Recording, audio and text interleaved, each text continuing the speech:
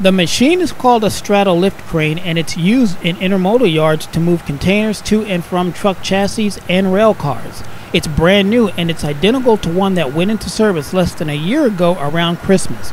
I caught it going through what I'm assuming to be its initial before service tests to ensure all functions are working properly. We're at the West End point on the Taylor Yard Y.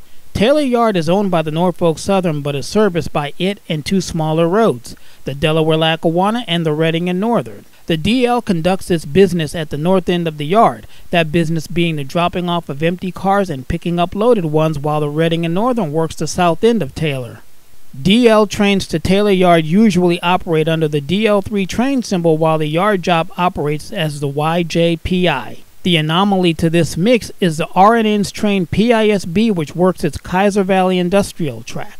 The KV branch is part of the old Delaware Lackawanna and Western that also operated Taylor Yard.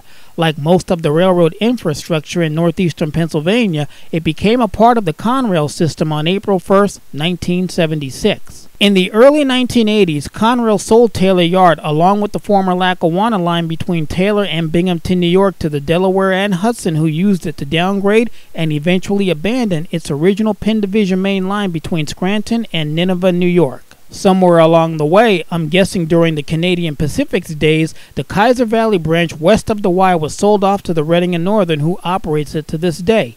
Looking at the West End Junction, you get a simple example of why railroading, especially railroading in the Northeast, can be so complicated and sometimes hard to understand. Note the derail and makeshift blue flag car stop that prevents train traffic from going past the junction.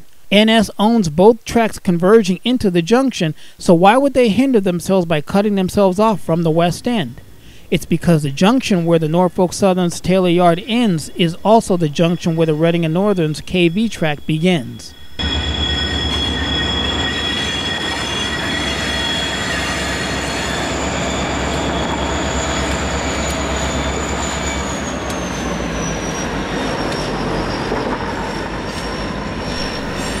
Notice where the locomotives are.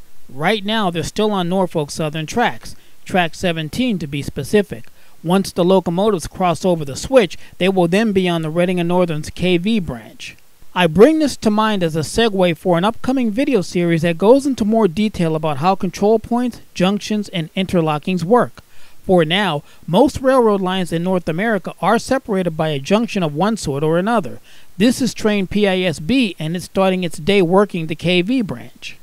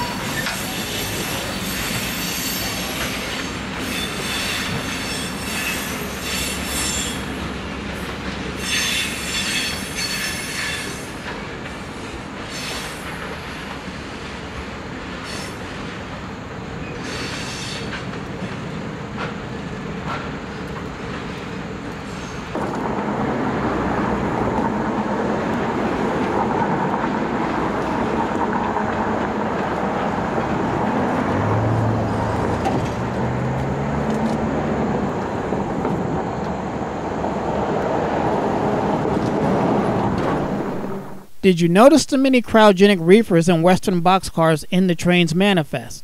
Those will be switched out at the massive cane warehouse. The cars are shown on the cane spur, having just been cut off from the train. The locomotives along with the jumbo covered hoppers have moved a short ways north up the line to the Scranton runaround and switchback tracks, where it switches to large customers. Looking at this map, we can see the track layout of the KV branch. Our train will proceed to the runaround track where the locomotives will cut away from the hoppers, run around them, connect back to them from the other end, and pull them into the switchback track so it can switch today's customer. Today's customer is Mitsubishi Chemical, a relatively new customer that gets lots of covered hoppers of something. Before that, a company called Quadrant Ep occupied the plant. The other customer is AZEK Building Products. We watched them being switched a few months back at the beginning of summer. AZEK and Mitsubishi are switched on different days. Mitsubishi is switched on Tuesdays, such as today, with AZEK being switched on Wednesday, which will be tomorrow. But according to the crews, that may be changing, so if you're ever planning to rail fan the switchback track, make sure that you check to see what days the trains are actually switching it.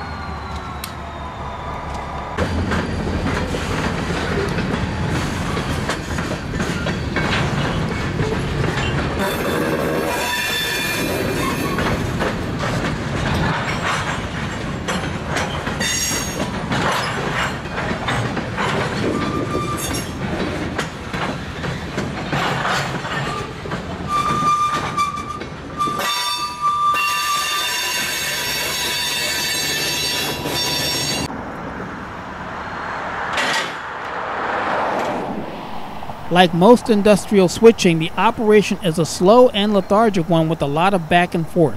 What I like the most about the switching operations on the KV branch is that it's usually done with big EMD power. Most notably, the legendary SD40-2s and the occasional SD50s. You should remember those engines.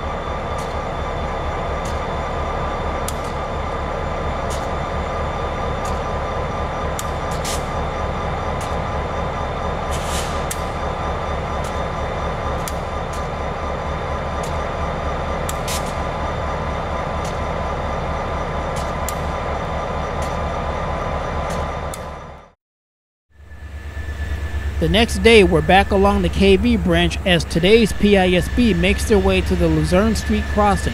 Today's manifest consists of all hoppers for the AZEC company, save for lone cryogenic reefer on the tail.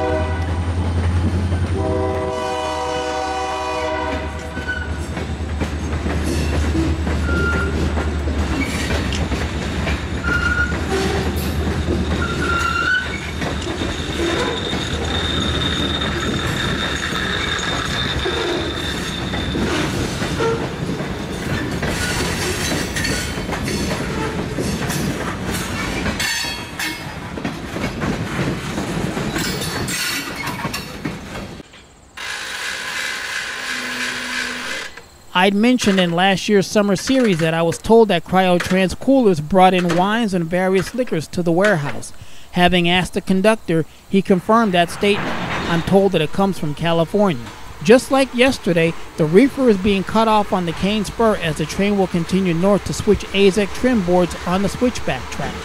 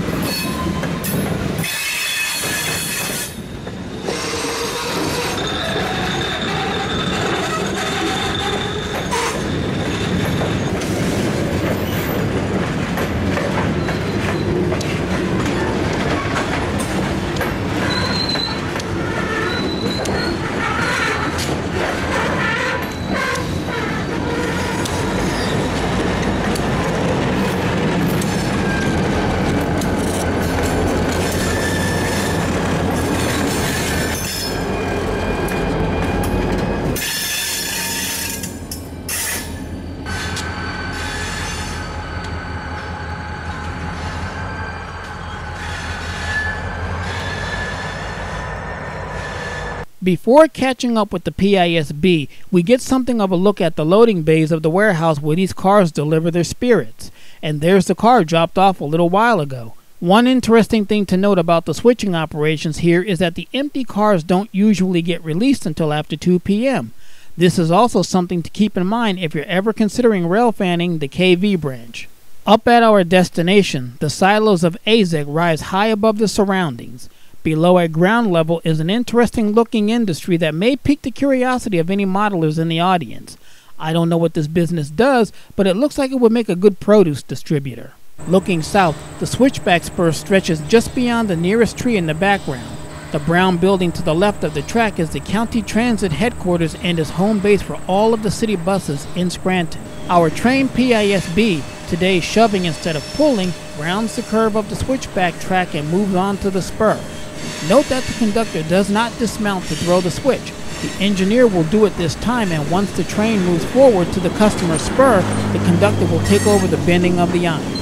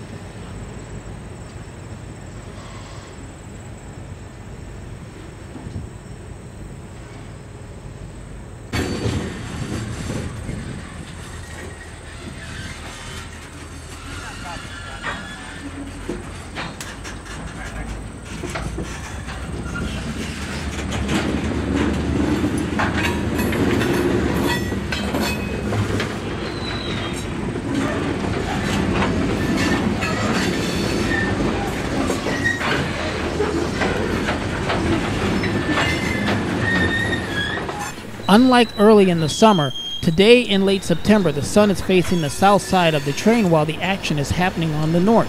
Because of this little lighting anomaly, this is as far as I photographed this train. I've covered the switching of AZEC trim boards before as the first video of this summer special, and I'll leave a link to that video at the end of this video so you can check it out. For Trains 21, call me AC.